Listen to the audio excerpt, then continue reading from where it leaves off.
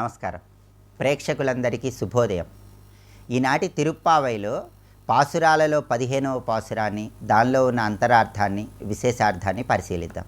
గోదాదేవి తిరుప్పావై పాసురాలను అద్భుతంగా రచిస్తే వాటిని చాలా సులభంగా అందరికీ అర్థమయ్యే రీతిలో తెలుగులోకి డాక్టర్ కావూరి పాపయ్య శాస్త్రి గారు గోదా గీతమాలిక అనే పేరుతో అనువదించారు. ఈ గోదా గీతమాలికలో ఉన్నటువంటి 15వ పాసురాన్ని, దానిలో ఉన్నటువంటి అర్థాన్ని, విశేషార్థాన్ని మనం పరిశీలిస్తే ఈ 15వ పాసురంలో గోదాదేవి ఇంకా నిద్రలేవని 10 మంది గోపికలలో ఆఖరి గోపికను నిద్ర నుంచి మేలుకొలుపుతోంది. దీంతో సగం వ్రతం పూర్తయినట్లుగా అవుతుంది. మార్గళి వ్రతము అనే పేరుతో తెల్లవారుజామున స్నానం చేసి శ్రీకృష్ణ పరమాత్మను దర్శనం చేసుకొని ఆయనకు మంగళాశాసనం చేసేటటువంటి వ్రతంలో సగం వ్రతం ఈ 15వ పాసురంతో పూర్తవుతుంది. ఆండాళ్ తల్లి 10 మంది గోపికలను నిద్ర నుంచి మేలుకొలుపుతోందంటే దీనిలో ఉన్న అంతరార్థం ఏంటంటే శ్రీకృష్ణ పరమాత్మ, జీవుడు, పంచభూతాలు, మనస్సు, బుద్ధి, అహంకారము ఈ 10 తత్వాలకు సంకేతంగా 10 మంది గోపికలను నిద్ర నుంచి మేలుకొలుపుతోంది. ఈ 10 మంది గోపికలు కూడా సత్వగుణ ప్రధానమైనటువంటి యోగ నిద్రలో ఉన్నారు. అయినప్పటికీ వాళ్ళను త్వరగా నిద్ర నుంచి మేలుకొలిపి శ్రీకృష్ణ పరమాత్మకు ప్రీతికరమైన విధంగా స్నానాన్ని ఆచరింపజేసి కృష్ణ తత్వంలోకి తీసుకుని వచ్చి కృష్ణుడి అనుగ్రహం పొందడం కోసం ఆండాళ్ తల్లి ఈ వ్రతాన్ని ఆచరిస్తోంది. ఈ 15వ పాసురంలో 10వ గోపికతో, ఆఖరి గోపికతో ఆండాళ్ తల్లి ఏం పలుకుతోందంటే, లేత చిలుకవలె పలికే లేమా ఇక లేలెమ్మా, ఇంకా నిదురింతు వేళ ఇది ఏమి చోద్యమమ్మా, గోపికలారా వినుడి గోలగోల సేయకుడి, వచ్చెద మీతో నిపుడే వనితలారా ఆగుడి, నెరజాణ నీ మాటల నేరపు మేమెరుగనిదా, కట్టుకథల నల్లుటలో గట్టిదానవే వనిత, చాలు చాలు మీకన్నను జానలెవరు పొండు, సరిసరి మన్నింపుడు జానను నేనేలెండు, ఏకాంతమ్మును గోరెద వేలా ఓ బాల, గోపికలందరూ వచ్చిరి కోమలి రావేలా, మీ మాటలు మన్నింతెద మీతో నేనరుదెంచెద, చెలియరార నేనేమిక చేయవలెనో చెప్పుడి, మదగజమును గూల్చిన సామజగమనుని సేవింతము, ధనుజుల నడిచిన శ్రీహరి గుణగాణము గావింతుము, మాయావుల దునుమాడిన మాయావిని పూజింతము, మన నోములు ఫలయించగా మాధవు నర్తింతము అనేది ఈ 15వ పాసురంలో వివరించారు. ఇక్కడ 15వ పాసురం మొత్తం కూడా గోదాదేవి మిగిలిన గోపికలకు, ఆఖరి గోపిక 10వ గోపికకు మధ్య ఉన్నటువంటి సంభాషణగా వర్ణించారు. ముందుగా గోదాదేవి ఏం పలుకుతోందంటే, లేత చిలుకవలె పలికే లేమా ఇక లేలెమ్మా, ఇంకా నిదురింతు వేళ ఇది ఏమి చోద్యమమ్మ అంటోంది. అంటే మిగిలిన 9 మంది గోపికలతో కలిసి 10వ గోపిక దగ్గరికి గోదాదేవి వచ్చింది. వాళ్ళందరూ కృష్ణనామస్మరణ చేస్తుంటే 10వ గోపిక యోగ నిద్రలో, సాత్విక నిద్రలో ఉండి దాన్ని వింటూ కూడా ఇంకా నిద్ర నుంచి బయటికి రావట్లా. అందుకే ఇది ఏమి చోద్యమమ్మ అంటూ గోదాదేవి వర్ణిస్తోంది. గోపికలారా వినుడి గోలగోల సేయకుడి, వచ్చేద మీతో నిపుడే వనితలారా ఆగుడి. వెంటనే 10వ గోపిక ఏం చెప్పిందంటే, మీరందరితో వస్తాను, కొద్దిసేపు ఆగండి అని చెప్తోంది. నెరజానా నీ మాటల నేరపు మేమెరుగనిదా, కట్టుకథల నల్లుటలో గట్టిదానవే వనిత అని గోదాదేవి అంటోంది. అంటే నువ్వు కట్టుకథలు చెప్తున్నావు, ఇప్పుడే నువ్వు రావు అని అర్థం. ఇప్పుడే ఎందుకు రాదు? 10వ గోపిక వెంటనే ఎందుకు రాదంటే యోగ నిద్రలో, సాత్విక నిద్రలో, కృష్ణతత్వంలో ఉంది. ఆ కృష్ణతత్వంలో ఉన్న యోగ నిద్ర నుంచి బయటికి రావటానికి ఆలస్యం అవుతుందన్న విశేషార్థాన్ని మనం అర్థం చేసుకోవాలి. చాలు చాలు మీకన్నను జానలెవరు పోండు, సరిసరి మరి మన్నింపుడు జానను నేనేలెండు. సరే మీరు ఏమన్నా సరే నేను జాననే, వస్తాను ఆగండి అంటూ 10వ గోపిక చెప్తోంది. ఏకాంతమ్మును గోరెదవేలా ఓ బాల, గోపికలందరూ వచ్చిరి కోమలి రావేలా అంటూ గోదాదేవి పలుకుతోంది. నీకు ఏకాంతం ఎందుకు? ఏకాంతంలో నువ్వు ఒక్కదానివే ఆత్మానందం పొందుతున్నావు. మా అందరితో కలిసి స్నానం ఆచరిస్తే మనందరం కలిసి శ్రీకృష్ణ తత్వంలో ఆత్మానందం పొందుతామని ఆండాళ్ తల్లి 10వ గోపికను పిలుస్తోంది. మీ మాటలు మన్నించదా, మీతో నేను అరుదెంచదా, చెలియరార నేనేమిక చేయవలెనో చెప్పుడి. సరే మీతో పాటే వస్తాను, నేనేం చేయాలని 10వ గోపిక గోదాదేవిని అడిగింది. అప్పుడు గోదాదేవి ఏం చెప్పిందంటే, మదగజమును గూల్చిన సామజగమనుని సేవింతుము, ధనుజుల నడిచిన శ్రీహరి గుణగానముగా వింతుము, మాయావుల దునుమాడిన మాయావిని పూజింతుము, మన నోములు ఫలించగా మాధవు నర్తింతము అంది. అంటే శ్రీకృష్ణుడి గుణగణాలను వర్ణించింది. అంటే 10 మంది గోపికలను నిద్ర నుంచి మేలుకొలుపుతూ శ్రవణం ద్వారా మననం ద్వారా కృష్ణ తత్వాన్ని తెలియజెప్పింది. కృష్ణుడిని మనస్సులో ఏ విధంగా స్థిరంగా నిలుపుకోవాలో పాసురాల్లో చెప్పింది. అంతర్బహిష్యత సర్వం వ్యాప్య నారాయణ స్థిత అన్న భావనను, విశ్వప్రేమ భావనను పాసురాల ద్వారా ఆండాళ్ తల్లి మనకు తెలియజేస్తోంది. భగవంతుడి మీద మనకు పరిపూర్ణమైన భక్తి రావటానికి ఓపిక వహించాలి, సహనం పట్టాలి, అప్పుడే మనకు భగవద్భావన వస్తుందనేటటువంటి సత్యాన్ని కూడా 10 మంది గోపికలను నిద్రలేపుతూ మనందరికీ ఆండాళ్ తల్లి అద్భుతమైన సందేశం ఇస్తోంది. కాబట్టి అంతరార్థాన్ని అర్థం చేసుకుంటూ తిరుప్పావై పాసురాలను గానం చేసినట్లయితే ఆండాళ్ తల్లి అనుగ్రహము, శ్రీకృష్ణ పరమాత్మ సంపూర్ణమైన అనుగ్రహానికి ప్రతి ఒక్కరూ సులభంగా పాత్రులు కావచ్చు. రేపటి తిరుప్పావై పాసురాలలో 16వ పాసురము, దానిలో ఉన్నటువంటి అంతరార్థము, విశేషార్థాన్ని పరిశీలిద్దాం. నమస్కారం.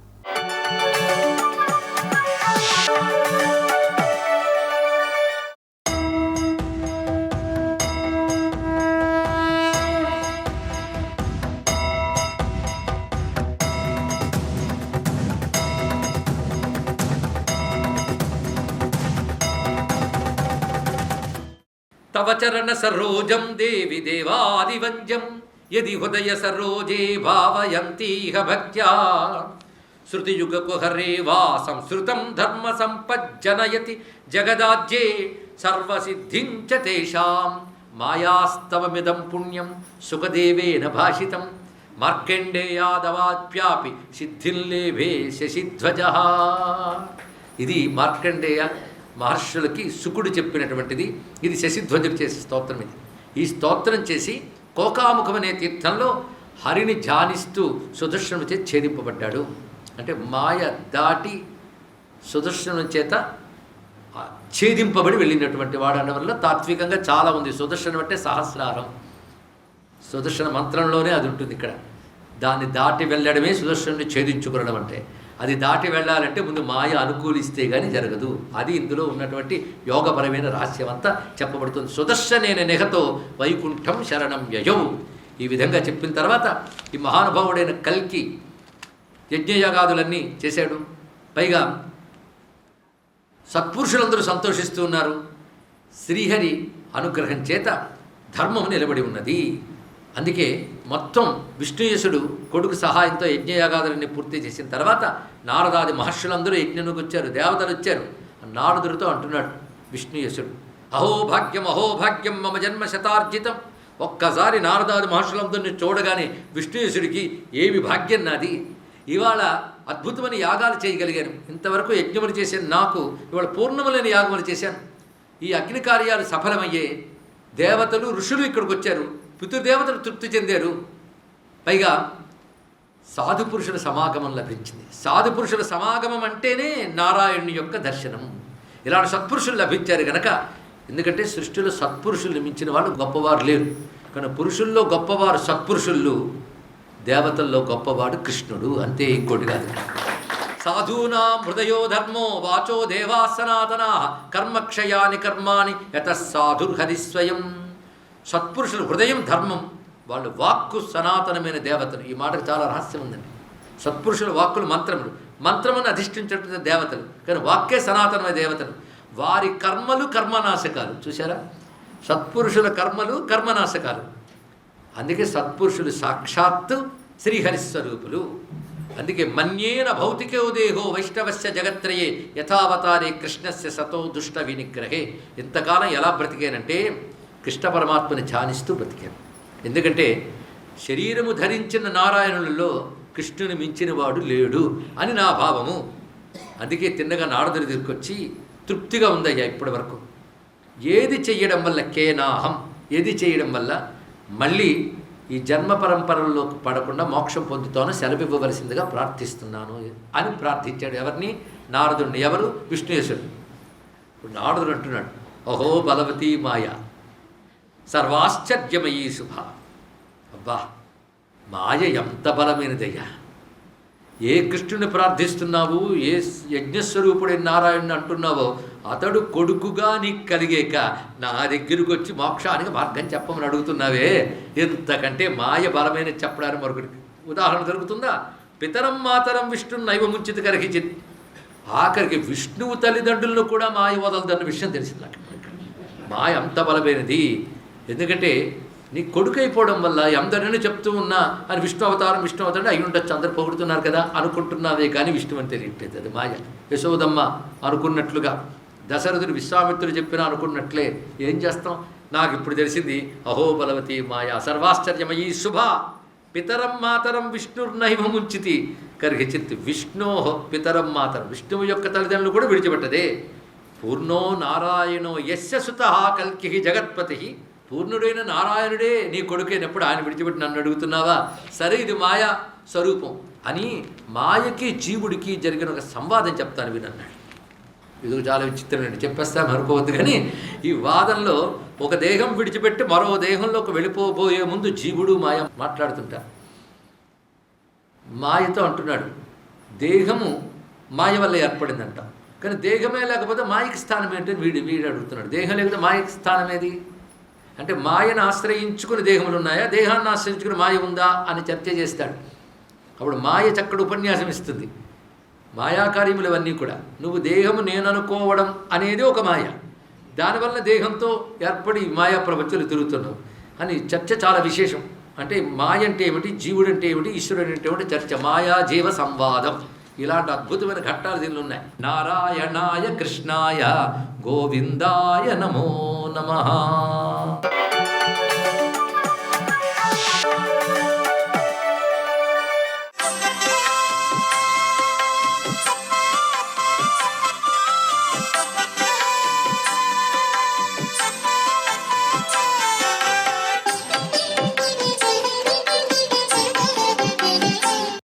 ఓం నమో నారాయణాయ, ఓం నమఃశివాయ, శ్రీమాత్రే నమః. ఈరోజు సోమవారంతో కూడిన అమావాస్య తిథి.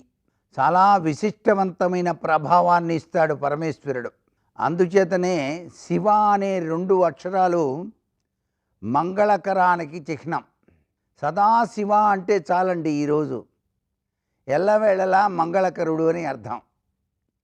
ఎల్లవేళలా మంగళకరమైనటువంటి ప్రభావాలు మనకి రావాలంటే ప్రతి ఒక్కరూ కూడాను సూర్యోదయాత్పూర్వమే స్నానాన్ని ఆచరించి చక్కగా శివనామం చేసుకుంటూ సదాశివ సదాశివ అని చెప్పేసి ఆయన కాలాన్ని కామాన్ని జయించాడు అనేటువంటి ఉద్దేశంతో ఆ విషయాన్ని గుర్తు తెచ్చుకుంటూ, ఆయన మృత్యుంజయుడు కాబట్టి ఒక నీటి చుక్కను విభూదిలో వేసి నుదుట ఆ యొక్క విభూదిని ధరిస్తూ మహామృత్యుంజయ మంత్రాన్ని జపించాలి.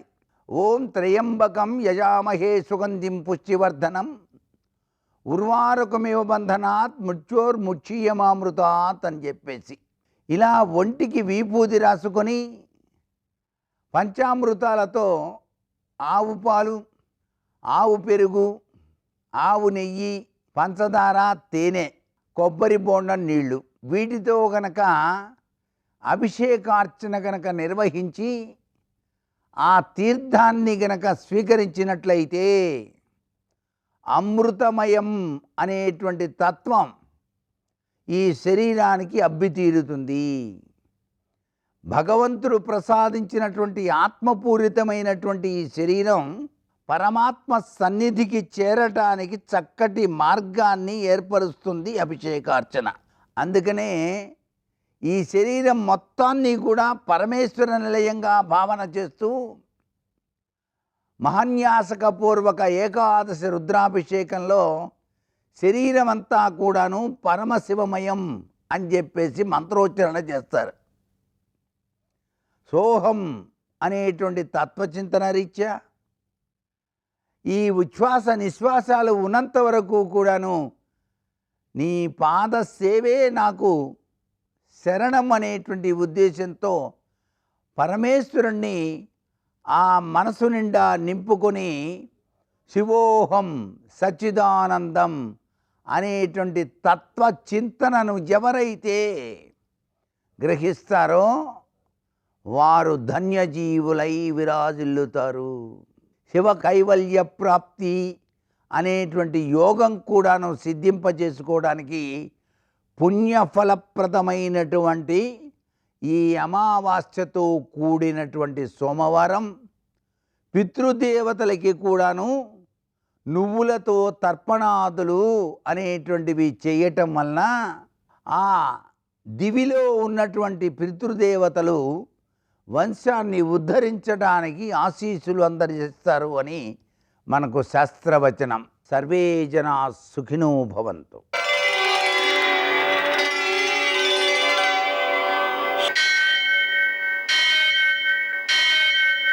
సహస్రశీర్షం దేవం విశ్వాక్షం విశ్వశంభువం విశ్వం నారాయణం దేవమక్షరం పరమం పదం విశ్వతః పరమాం నిత్యం విశ్వం నారాయణగుం హరిం విశ్వమేవేదం పురుషస్తద్విశ్వముపజీవతి పతిం విశ్వస్యాత్మేశ్వరగుం శాశ్వతగుం శివమచ్యుతం నారాయణం మహాజ్ఞేయం విశ్వాత్మానం పరాయణం.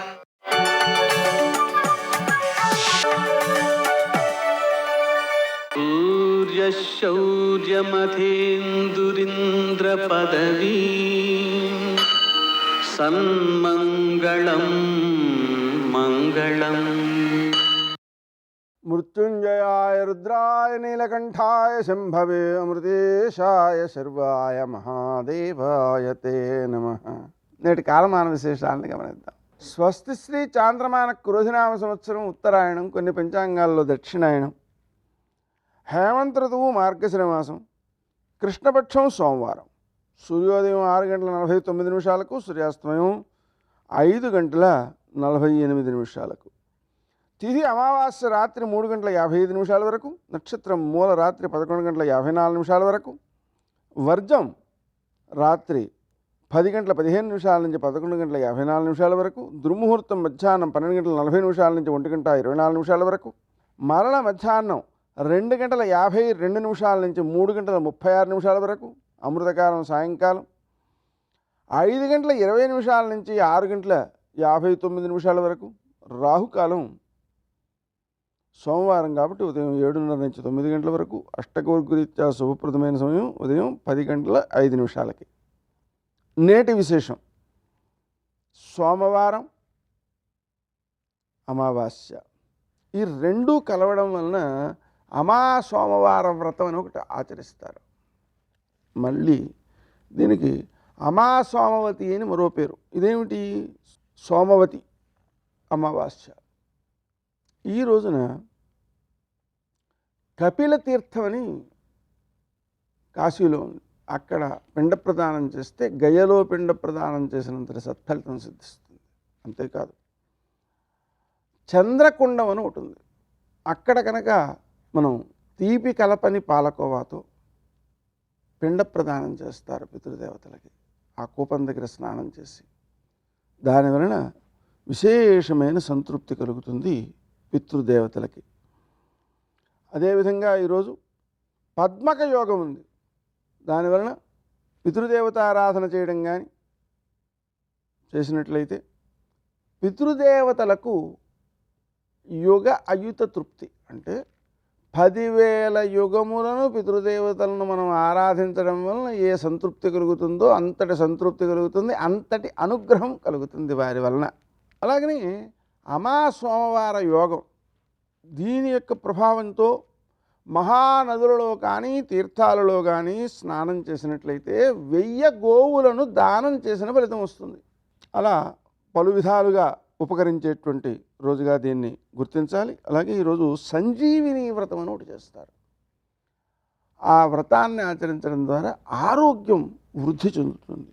ఇంకా ఇవన్నీ చేయలేని వాళ్ళు కనీసం పితృతర్పణం చేసినట్లయితే దాని వలన పితృదేవతలు అనుగ్రహిస్తారు. ధనుర్మాసంలో 15వ శుభదివసం సందర్భంగా గోదాదేవి 15వ పాశురంలో మనకు అందిస్తున్న సందేశం ఏమిటి అంటే, ఓ లేత చిలుక, ఇంకా నిద్రిస్తున్నావా? ఇదేమో ఆశ్చర్యం. లోపల గోపాంగన ఉంది, పూర్ణులైనటువంటి స్త్రీలు ఉన్నారు, ఇదిగో వస్తున్నారు, బయట వారు శీఘ్రంగా రావమ్మా అని చెప్పి బయట వాళ్ళు పిలిస్తే లోపల గోపాంగన చెబుతోంది, ఏమిటలా గొంతెత్తి చెవులు గడిపెట్టేట్లుగా పిలుస్తున్నారు, అంత గట్టిగా ఎందుకు పిలవడం, వస్తాలే అంటోందట.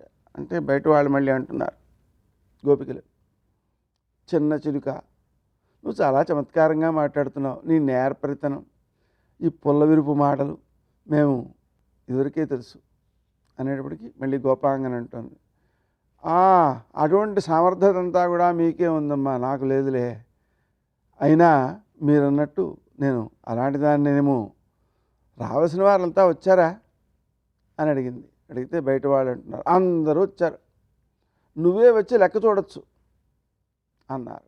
అంటే లోపల ఉండేటువంటి గోపాంగన అంటుంది, వచ్చి నేనేమి చేయాలో చెప్పండి అంటే వీళ్ళు చెప్తున్నారు, కువలయాపీడం అనేటువంటి కంసుని యొక్క ఏనుగు, అలాగే కంసాది శత్రువులు, వీళ్ళందరినీ సంహరించినటువంటి సర్వేశ్వరుడైనటువంటి కృష్ణుని కళ్యాణ గుణాలను కీర్తించాలమ్మారా, ఇలా చేస్తే వ్రతం శుభప్రదంగా ఉంటుంది, అయితే అలా రమ్మని చెప్పి ఆమెను తమలో కలుపుకున్నారు.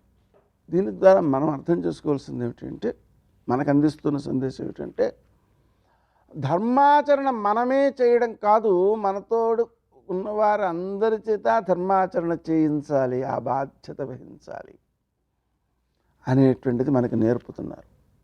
ఆ సాముదాయికమైనటువంటి భజనలు, వ్రతాలు మొదలైనవి లోపించటం వలన వర్తమాన కాలంలో సమైక్యత లోపించినందువలన వచ్చేటువంటి దుర్భరమైనటువంటి పరిస్థితులను ఎదుర్కోవడం జరుగుతోంది.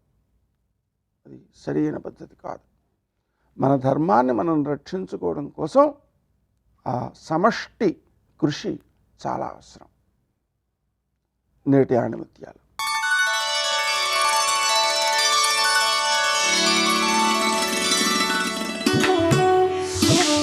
అపనమ్మకంతో పని మొదలు పెట్టవద్దు, ఎందుకంటే నీకున్న నమ్మకమే నీ విజయానికి తొలిమెట్టు.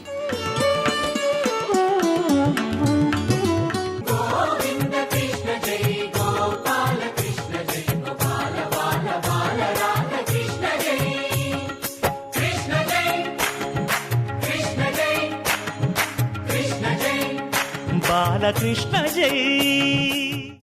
నారదాది మునిముఖ్య మనస్సరసీరుహళికిన్, నారదాది మహర్షులు కూడా ఎవరి పాదములకు నమస్కారం చేస్తారో అటువంటి పరమశివుడి పాదముల ముందు నేను సాష్టాంగపడి నమస్కారం చేస్తున్నాను అని వాలిన భక్తి మెచ్చతన వారిత తండవకేళికి కులదైవాన్ని స్తోత్రం చేసి విఘ్నేశ్వరుణ్ణి ప్రార్థన చేశారు. ఏమి పద్యరచన చేశారండి మహానుభావుడు. ఆదరమప్ప బ్రొక్కిడిదు అద్రిసుతా హృదయానురాగ సంపాదికి దోషభేదికి ప్రపన్న వినోదికి విఘ్నవల్లికాఛేదికి మంజువాదికి అశేష జగజ్జన నందవేదికిన్ సమదమూషక సాదికి సుప్రసాదికిన్ అన్నారు. ఆదరమప్ప మ్రొక్కిడిదు, పరమభక్తితో మొక్కులు చెల్లిస్తున్నాను. ఎవరికి? అద్రిసుతా హృదయానురాగ సంపాదికి, పార్వతీదేవి మనస్సు ఎవరి పేరు చెప్తే పొంగిపోతుందో అటువంటి విఘ్నేశ్వరుడికి, విఘ్నవల్లికాఛేదికి, విఘ్నములనే తీగలు అడ్డొచ్చేసి కదలకుండా చేస్తే తెంపగలిగిన వాడికి తొండంతో చీల్చి అవతల పారేయగలడు. అటువంటి వాడికి, మంజువాదికి, చక్కగా మాట్లాడేటటువంటి వాడికి, అశేష జగజ్జన నందవేదికి, అశేషమైనటువంటి జగత్తులలో ఉన్నటువంటి జనులు నమస్కారం ఎవరికి చేస్తారో అటువంటి విఘ్నేశ్వరుడికి, సమదుమూషక సాదికి సుప్రసాదికి, చేతిలో ఎప్పుడూ మోదకాన్ని పట్టుకుని తిరిగేటటువంటి ఆనంద ఘనానికి ఆ విఘ్నేశ్వరుడికి నమస్కారం చేస్తున్నాను అని అమ్మలగన్నయమ్మ ముగురమ్మల మూలపుటమ్మ చాలా పెద్దమ్మ సురారులమ్మ కడుపారడి బుచ్చిన యమ్మ తన్ను లోనమ్మిన వెల్పుటమ్మల మనంబున ఉండెడి యమ్మ దుర్గ మాయమ్మ కృపాబ్ధినిచ్యుత మహత్వ కవిత్వ పటుత్వ సంపదల్ అంటారు. అబ్బా ఏమి పద్యమో. ఇప్పటికీ విజయవాడ కనకదుర్గమ్మ గుడి రాజద్వారానికి తోరణంగా వేలాడుతుంటుంది ఈ పద్యం. అదే తోరణం అయిపోయింది ఆ రాజద్వారానికి. అమ్మలగన్నయమ్మ ముగురమ్మల మూలపుటమ్మ, లక్ష్మీదేవి, సరస్వతీదేవి, పార్వతీదేవి అనబడేటటువంటి ముగ్గురు అమ్మల్ని కన్నటువంటి అమ్మ ఎవరుందో ఆ శ్రీమాత. అమ్మలగన్నయమ్మ ముగురమ్మల మూలపుటమ్మ చాలా పెద్దమ్మ. అబ్బా ఎంత పెద్దమ్మో. అందరికన్నా ముందు ఉన్న అమ్మ చాలా పెద్దమ్మ, సురారులమ్మ కడు పారడి బుచ్చినయమ్మ. అరి అంటే శత్రువు. దేవతల యొక్క శత్రువులైన రాక్షసుల్ని కన్న తల్లి గుండెలు బాదుకునేటట్టు ఏడిచేటట్టు చెయ్యగలిగిన అమ్మ. అంటే రాక్షస సంహారం చేయడానికి అవతారాలు స్వీకరించే అమ్మ. కాబట్టి సురారులమ్మ కడుపారడి బుచ్చినయమ్మ, తన్ను లోనమ్మిన వెల్పుటమ్మల మనంబున ఉండెడి అమ్మ. తనని నమ్ముకున్నటువంటి దేవతల యొక్క మనసులలో ఉండి నిరంతరము వారి చేత సత్కర్మలు చేయించేటటువంటి వైభవము కలిగినటువంటి అమ్మ. కాబట్టి తన్ను లోనమ్మిన వెల్పుటమ్మల మనంబున ఉండెడి అమ్మ దుర్గమాయమ్మ. కృపాబ్ధినిచ్యుత మహత్వ కవిత్వ పటుత్వ సంపదల్. ఆ దుర్గమ్మ నాకు ఇవ్వాలి. సర్వం శ్రీ ఉమామహేశ్వర పరబ్రహ్మార్పణమస్తు. స్వస్తి.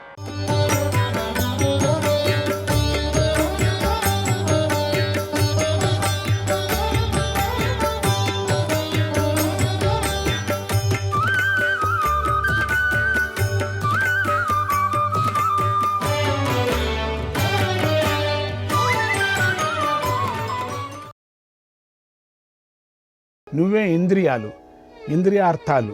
నువ్వే ప్రకృతి కన్నా పరమైన స్థిరత్వము. నువ్వే విశ్వాల కన్నా విలక్షణమైన భావం. నువ్వే చింతుడవు, అచింత్యుడివు. యచ్చైతత్ పరమం బ్రహ్మ, యచ్చైతత్ పరమం బ్రహ్మ, యచ్చతత్ పరమం పదం, యచ్చతత్ పరమం పదం. యాగతి సాంఖ్య యోగానాం, యాగతి సాంఖ్య యోగానాం. స భవాన్ నాత్ర సంశయః, స భవాన్ నాత్ర సంశయః. పరబ్రహ్మ, పరమపదం, సాంఖ్యులు, యోగులు పొందే గతి నువ్వే అయి ఉన్నావు. ఈ విషయంలో సంశయమే లేదు. ఈ రోజున జ్ఞానం చేత నిర్మలమైన బుద్ధి గలవారు కోరుకునే గతిని, సత్పురుషులు పొందే గతిని నిశ్చింతంగా పొందగలిగాం. ఇప్పుడు నిశ్చయంగా కృతార్థులం అయ్యాం. ఆహా, అజ్ఞానంతో ఇంత సుదీర్ఘకాలం మోహానికి లోనై ఉన్నాం. అందుకే జ్ఞానులు తెలుసుకున్న సనాతన పరమదేవుణ్ణి ఇంతవరకు గ్రహించలేకపోయాం. అనేక జన్మల ప్రయత్నంతో నేను ఇప్పుడు ప్రత్యక్షంగా నీ మీద భక్తిభావాన్ని పొందాను. నువ్వే భక్తులకు అనుగ్రహించేటువంటి దేవుడు. నిన్ను తెలిసిన వారు మోక్షాన్ని అనుభవిస్తారు. దేవతలకు, అసురులకు, మునులకు కూడా రహస్యమైన సనాతన బ్రహ్మ భగవంతుడైన శివుడే. హృదయ గుహలో నిలిచి మునులు కూడా గ్రహించలేని భగవంతుడు ఈ శివుడే. సర్వ సృష్టికర్త, సర్వతోముఖుడు ఈయనే. ఈ శివుడే సర్వాత్మ, సర్వదర్శి, సర్వవ్యాపి, సర్వజ్ఞుడు. ఈయన దేహకర్త, దేహభర్త, దేహి, దేహభోక్త, దేహులకు గతి, ప్రాణకర్త, ప్రాణభర్త, ప్రాణి, ప్రాణదుడు, ప్రాణులకు గతి. ప్రియభక్తులై ధ్యానం చేసేవారికి ఆధ్యాత్మగతి ఈయనే. పునర్జన్మ వద్దు అనుకునే ఆత్మజ్ఞానులకు ఈ శివుడే గతి. అయంచ సర్వభూతానాం, అయంచ సర్వభూతానాం శుభాశుభగతి ప్రదక, శుభాశుభగతి ప్రదక. అయంచ జన్మ మరణే, అయంచ జన్మ మరణే విదధ్యాత్ సర్వజంతుషు, విదధ్యాత్ సర్వజంతుషు. ఈయనే సర్వప్రాణులకు శుభగతిని కానీ అశుభగతిని కానీ ఈయనే ఇస్తాడు. సర్వజంతువులకు జనన మరణాలను ఈ శివుడే విధిస్తాడు. ఈ పరమేశ్వరుడే మోక్షకామాలకు పరమగతి. ఈయనే భూమి మొదలగు గల సకల భవనాలకు దేవతల్లో సహా నిర్మించి తన 8 శరీరాల్లో ధరించి భరించి ఉన్నాడు. ఈయన నుండియే సర్వము పుడుతుంది. సర్వము ఈయన యందే నిలిచి ఉంటుంది. ఈయనలోనే లీనమవుతుంది. ఈయన ఒక్కడే సనాతన పురుషుడు. సత్యకాములైన సజ్జనులకు సర్వోత్తమ సత్యలోకం శివుడే అయి ఉన్నాడు. ముక్తులకు మోక్షము, ఆత్మజ్ఞానులకు కైవల్యము శివుడే అయి ఉన్నాడు. దేవతలు, అసురులు, మనుష్యులు ఈయన ఉనికిని గ్రహించలేరు. బ్రహ్మ మొదలైన సిద్ధులు తమ హృదయ గుహాల్లో రహస్యంగా దాచుకున్నది ఈ శివుడినే. అందరి హృదయ గుహల్లో రహస్యంగా ఉండి పైకి కనిపించవు.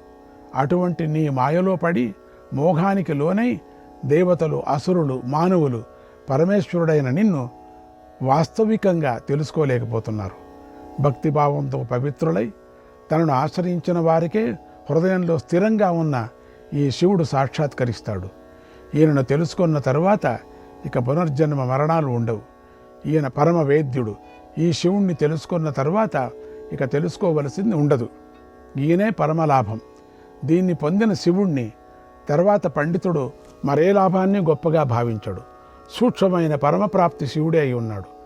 ఈయనను పొందితే అవ్యయమైనటువంటి అక్షరస్థానాన్ని పొందినట్లే లెక్క. గుణతత్వజ్ఞులు, సూక్ష్మజ్ఞానంతో సంసారాన్ని తరించేవారు, సాంఖ్యాశాస్త్ర విశారదులు, వారు ఈ సూక్ష్మం తెలుసుకొని బంధాల నుండి విముక్తిని పొందుతారు. శివుడు వేద్యుడు, వేదాంత ప్రతిష్ఠితుడు. ప్రాణాయామ పారాయణులైన యోగులు, వేదవేత్తలై ఎల్లప్పుడూ ఈయననే జపిస్తూ ఉంటారు. వారు ఓంకారం అనే రథాన్ని ఎక్కి మహేశ్వరునిలో ప్రవేశిస్తారు. దేవతలు ప్రయాణించటానికి ద్వారంగా భావింపబడే సూర్యుడే ఈ మహాదేవుణ్ణి చెబుతూ ఉంటారు. పితృయానానికి ద్వారమైన చంద్రుడు కూడా ఈయనే.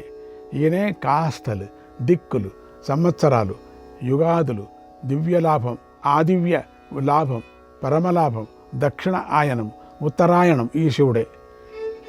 నీలలోహితుడని పేరు గల ఈయననే ప్రజాపతి పూర్వకాలంలో అనేక స్థుతుల్లో ఆరాధించి ప్రజాసృష్టి చేయటానికి వరాన్ని పొందాడు. ఋగ్వేద పండితులు తాత్విక యజ్ఞకర్మంలో ఈయననే రుక్కులతో స్తుతిస్తారు. యజుర్వేద పండితులు యాగంలో త్రేతాగ్నులాగా ఈయననే భావించి ఆహుతులు కూడా ఇస్తారు. శుద్ధ బుద్ధులైన సామవేద పండితులు సామాలతో ఈ శివుణ్ణే గానం చేస్తారు. అథర్వవేత్తలైన బ్రాహ్మణులు ఋతమని, సత్యమని, పరబ్రహ్మ అని ఈయననే స్తుతిస్తారు. ఈయనే జ్ఞానానికి పరమ కారణం, ఈయనే యజ్ఞానికి పరమ కారణం, ఈయనే పరమ యజ్ఞపతి కూడా. రాత్రి ఈయనకు చెవి, పగలు ఈయనకు కన్ను.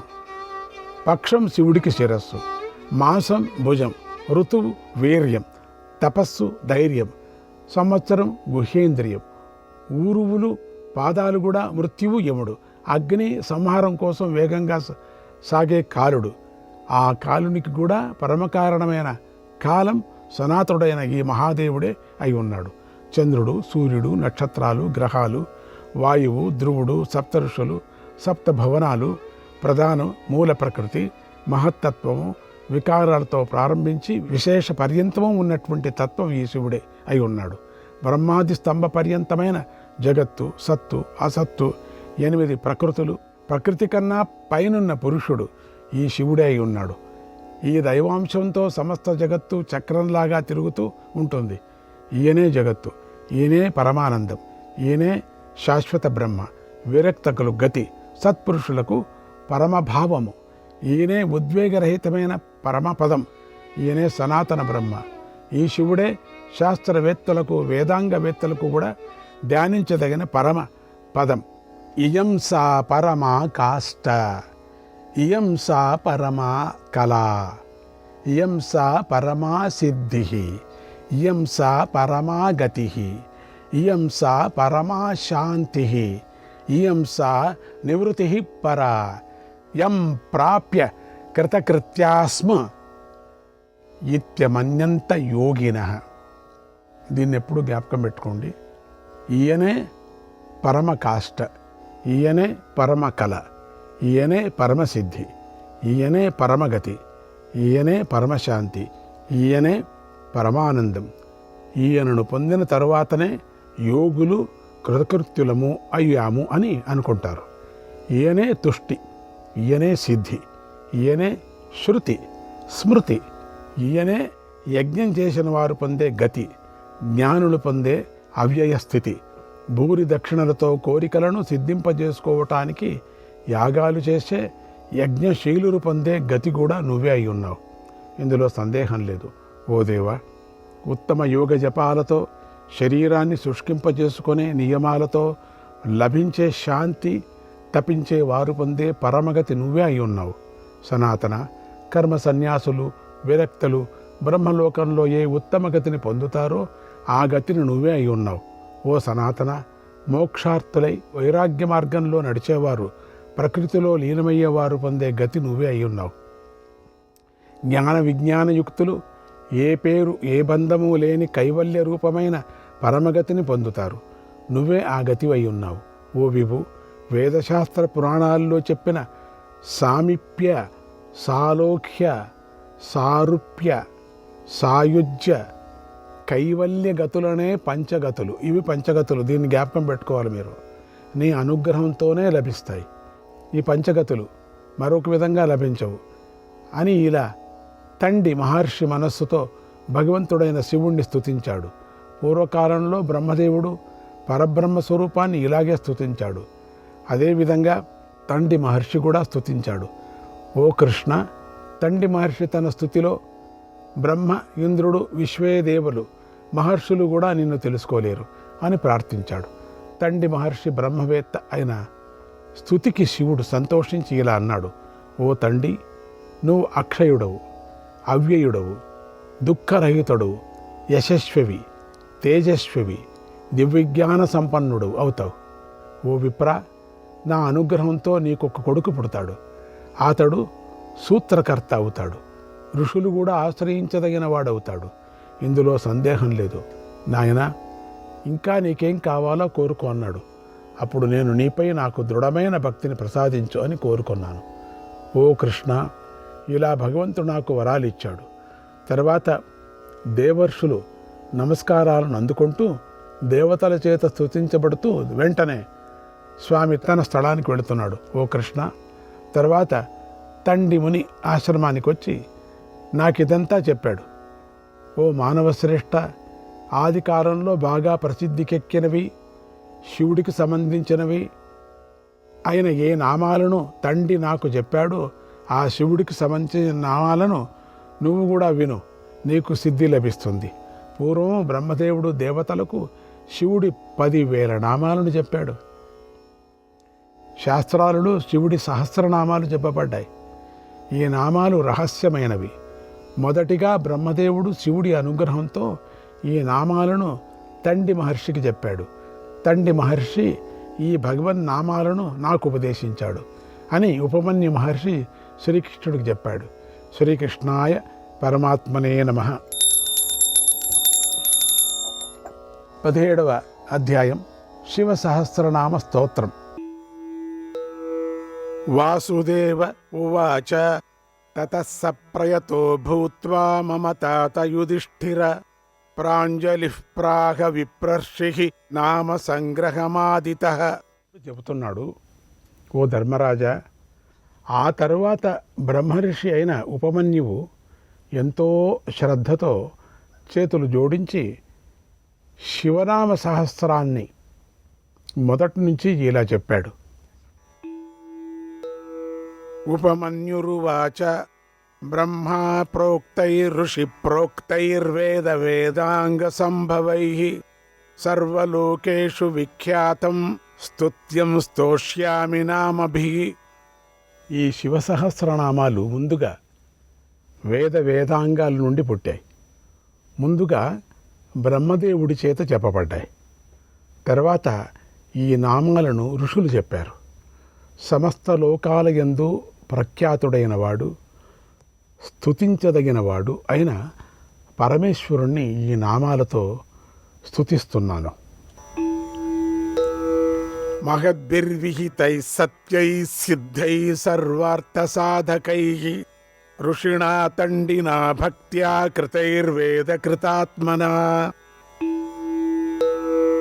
యథోక్తైః సాధుభిఖ్యాతైర్మునిభిస్తత్వదర్శిభిః ప్రవరం ప్రథమం స్వర్గ్యం సర్వభూతహితం శుభం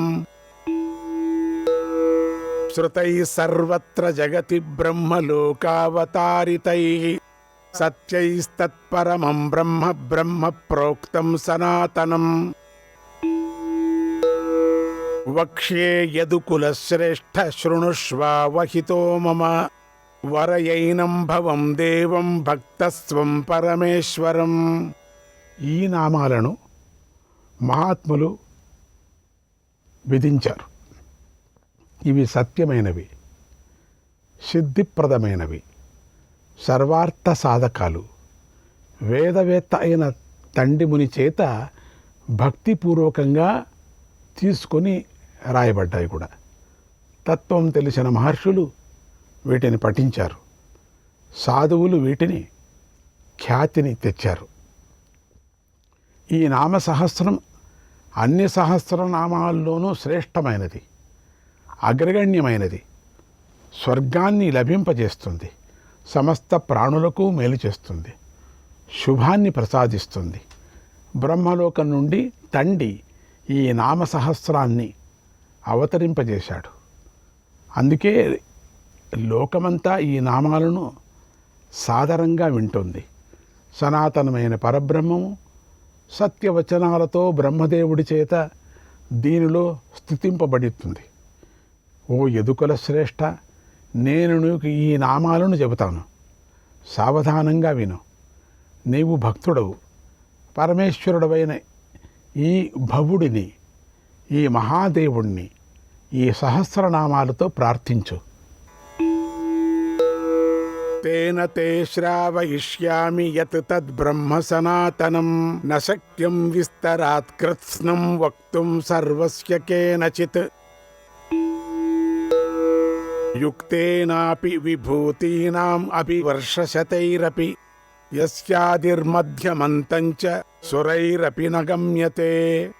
కస్తస్య శక్నుయాద్వక్తుం గుణాన్ కార్ష్ణ్యేన మాధవ. సనాతన వేద స్వరూపమైన దీనిని నీకు వివరిస్తాను, వినిపిస్తాను. దీన్ని పూర్తిగా విస్తారంగా చెప్పడం ఎవరికి కూడా వీలు కాదు.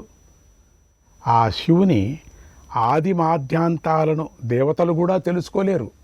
మాధవ, అణిమాది విభూతులు పొందినవాడు కూడా 100 సంవత్సరాలు చెప్పినా ఆయన గుణాలను పూర్తిగా ఎవరు చెప్పగలరు? కింతు దేవస్య మహతః సంక్షిప్తార్థ పదాక్షరం శక్తితశ్చరితం వక్ష్యే ప్రసాదాత్ తస్య ధీమతః. అప్రాప్యతు తతో నుజ్ఞాం న శక్యస్తోతుమీశ్వరః. అయినా ఆ ధీమంతుని అనుగ్రహంతో ఆ మహాదేవుని చరితను యథాతథంగా, యథాశక్తిగా, సంక్షిప్తమైన పదాలతో, సంక్షిప్తమైన అక్షరాలతో, సంక్షిప్తమైన అర్థాలతో చెప్పడానికి ప్రయత్నిస్తాను.